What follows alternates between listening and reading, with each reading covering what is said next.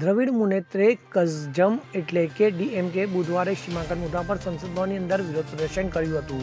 ડીએમકેના સાંસદો કનિમોઝી ટી સિવા અને દયાનિધિ મારન પાર્ટીના સાંસદો સાથે વિરોધ પ્રદર્શનમાં હાજર રહ્યા હતા અને વાજબી સીમાંકન લખેલા બેનરોને પકડી રાખ્યા હતા. ત્યારે શું છે સમગ્ર મામલો, જાણવા અહેવાલમાં. તમિલનાડુના મુખ્યમંત્રી એમ.કે. સ્ટાલિને પ્રસ્તાવિત સીમાંકન કવાયત સામે સંયુક્ત રાજકીય મોરચો બનાવવાની હાકલ કરી હતી અને વિવિધ પક્ષોને સંઘવાદ પરનો સ્પષ્ટ હુમલો ગણાવીને તેનો વિરોધ કરવા માટે એકસાથે આવવા વિનંતી કરી હતી. તો ગત 8 માર્ચે મુખ્યમંત્રી સ્ટાલિને રાષ્ટ્રીય લોકશાહી જોડાણ શાસિત રાજ્યો અને અન્ય 7 રાજ્યોના મુખ્યમંત્રીઓને આ અન્યાયી પ્રથા સામેની લડાઈમાં જોડાવા માટે પત્ર લખ્યો હતો.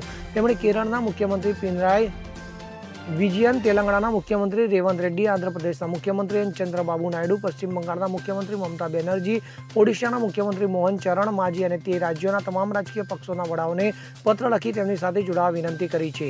કોંગ્રેસ સીમાંકન અંગે સીએમ સ્ટાલિનના વલણને સમર્થન આપ્યું છે, કે પાર્ટીએ હજી સુધી પુષ્ટિ કરી નથી કે તેઓ 12 માર્ચે સંયુક્ત કાર્ય સમિતિની બેઠકમાં હાજરી આપશે કે નહીં. કોંગ્રેસના નેતા પી ચિદમ્બરે પણ આશંકા વ્યક્ત કરી હતી, જો સીમાંકન કરવામાં આવશે તો દક્ષિણના રાજ્યો 26 લોકસભા બેઠકો ગુમાવશે અને તેમનો અવાજ પણ સાંભળવામાં આવશે નહીં.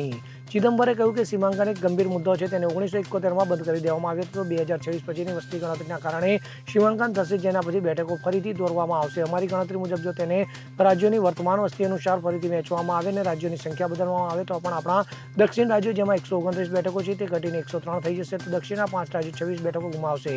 જ્યારે વસ્તીવાળા રાજ્યો ખાસ કરીને યુપી, બિહાર, મધ્યપ્રદેશ અને રાજસ્થાનને વધુ બેઠકો મળશે. તો સંસદના બજેટ સત્રનો બીજો ભાગ 10 માર્ચથી શરૂ થયો હતો અને 4 એપ્રિલ સુધી ચાલુ રહેશે.